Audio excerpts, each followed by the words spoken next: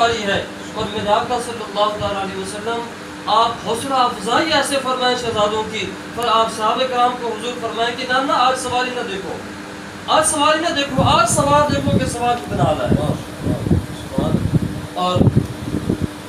پھر وہ حسن و جمال، وہ کردار،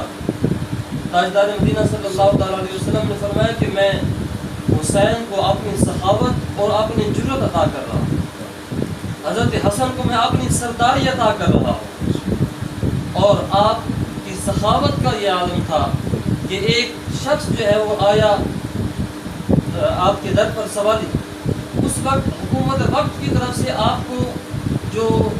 فدیہ جو ہے وہ دیا جاتا تھا، یا ہم کہیں کہ اہل بیت وزام کی تعظیم میں جو ایک جو ہے وہ ہدیہ جو ہے وہ پیش کیا جاتا تھا۔ ایک شخص آیا سواری کے طور پر، اس نے 5 دینار کا سوال کیا، 5 دینار کا سوال کیا، اور